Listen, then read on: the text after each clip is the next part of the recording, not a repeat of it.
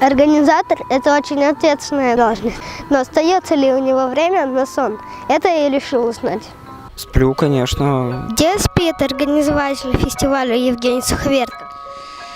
Там есть такая комната. В палатке. По-любому там спит. Он не спит, Сплю. он всегда бодрствует. Я думаю, он спит в столовой.